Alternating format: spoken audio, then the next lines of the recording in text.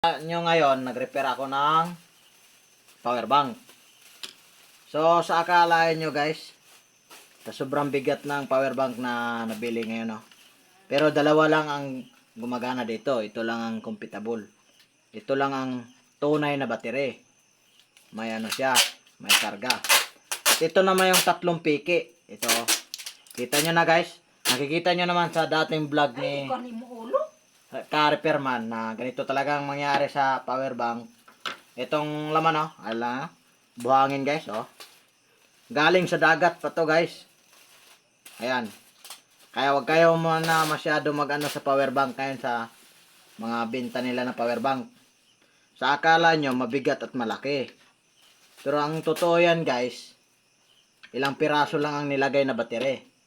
Nilagyan nila ng battery na piki na hindi, iwan ko ba? Hindi naman totoo. Ito, tatlo. Sobrang bigat. At saka, binuksan ko yung isa. Ito yung laman. So, yan guys. Para maniwala kayo, dalawa walang bukas to. Para makikita nyo, dalawa itong walang bukas. Bubuksan natin. At saka sa ito yung ano, normal talaga na battery na gumagana. Tingin nyo guys, oh, sobrang laki ng kaha niya. Oh, di ba? Sobrang laki ng kaha niya. Ano pang nakalagay, oh? So, yun guys, para maniwala kayo, tingnan natin kung ano, made China nga model. So, yun guys, makikita mo talaga, hindi maasahan yung mga gamit ngayon. Ito, bubuksan natin para maniwala kayo guys. Ito, bubuksan natin itong battery to. Yung isa, nakita nyo naman binuksan, baka sabihin nyo na ano, hindi totoo. Kung ano lang, inano-ano ko lang. Sa totoo lang talaga guys, ito, binubuksan ko na.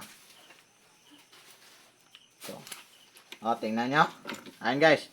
O, battery pa ba yan? So, yun guys, huwag kayong masyadong maniwala sa mga power bank ngayon guys. Akala mo, sobrang laki. Sobrang laki ng watts niya, saka voltage. Sa totoo lang, dalawang battery lang palang laman, no?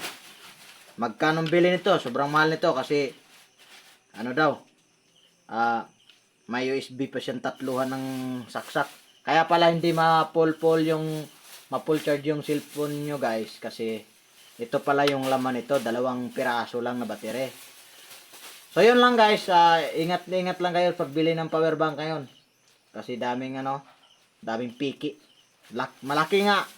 Pero ang laman, dalawang piraso lang. So nakikita nyo, tatlong piraso. Oh. Ano? Yung tatlo, buhangin ang laman. Yung tatlo, buhangin ang laman. Buksan natin yung pangatlo para sabihin nyo na may isang na hindi nabuksan. Kaya buksan natin to. Wala talagang daling-dali ang Pilipinas guys. Sa mga pang ano nila. Ito, makikita nyo guys. Talagang hindi naman talaga to tama eh. Oo. Napakamahal pa naman bintang tong power bank na to. Di ba? Oh. So yun guys. Bukas na yung tatlo. Ito ang hindi ko bubuksan kasi ito yung totoo. I-voltage natin guys. Para maniwala kayo kung tama ba ito. Yan, ilagay natin sa 20 volts. Kasi kung dito natin malalaman kung totoo talaga. Ilagay natin sa 200 volts DC. Ito guys. Makikita natin to guys. So yun guys. 5.3 volt. Yun ang laman niya. Ito yung totoo guys. 5.3 volts. Ito yung totoong battery. Ito kanina tinestiran ko to kaya pala walang pinakita sa tester natin. Kaya pala ito palang laman, buhangin. Kaya wag kayong magpaano guys. I-check nyo yung totoo talaga. Kasi napakalaking tama nga makatulong naman pero hindi full charge yung isang cellphone mo kasi dahil pala nito.